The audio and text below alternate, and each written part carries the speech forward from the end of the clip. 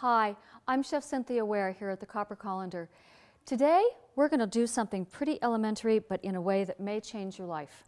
We're going to break down an onion. It sounds simple, and it is, in a new way. Whenever you're working with a round object, the first objective is to create a flat side. So we're going to take the stem end off. An onion has two ends, a stem end, the root end. The stem end, and only the stem end, is the one we're going to take off first. Now, laying it on its flat side so it's not rolling around on us, cut straight down through the root end, leave the root end on, take off the peel, take off anything that even looks like peel because it's tough, and I'm just peeling it away from this root end and leaving the root end intact. Come back to the cutting board. An onion has ribs that grow vertically, and if you look closely, you can see them. We're going to cut with those ribs at about a distance of 1/4 of an inch, but we're not going to go through the root end because the root end is what's going to hold the whole thing together so that we're not chasing the onion around trying to catch it and break it up into small pieces. So I plant the knife and then just lay it down in line with the ribs.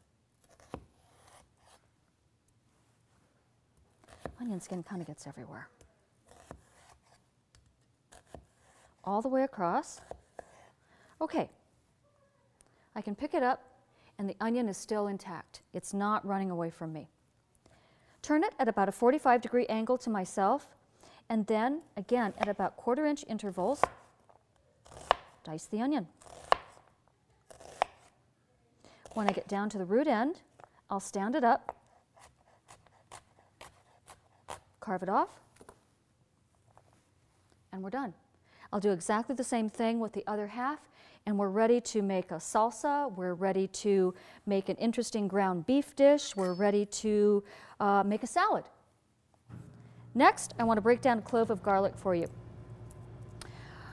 Garlic grows in a head. Inside each head or bulb is a series of cloves. Did you know you should always keep onions and garlic at room temperature, never in a refrigerator? They will actually break down faster under refrigeration than at room temperature. When you're trying to decide where to store what you have in terms of produce in your kitchen, let the grocery store be your guide. Where the grocery store stores it, that's where you should store it as well. So we have a clove of garlic. The easiest way to get the skin off a piece of garlic and get it ready to mince is just to smash it. Just give it a good hard smash. In a lovely cookbook by the name of How to Eat Supper by Lynn Rossetto Casper, she tells a great story about a friend who uses a garlic rock. It has a flat side. I collect rocks in the shape of footprints. It's a long story, not worth going into. But the point is, it has a flat side. It works really well for smashing garlic. And then I just run it through the dishwasher. Alternatively, you can use something flat like a bench scraper. Just give it a good hard smash. It fractures the peel and it literally slips right off. And you're done.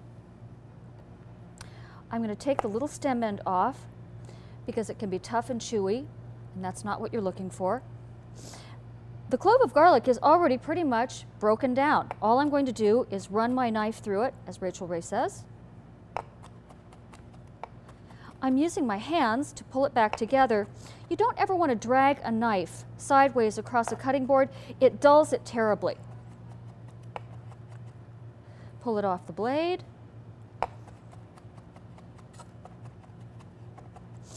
And there, our garlic is minced, ready to go into, again, a salsa, a summery vinaigrette dressing,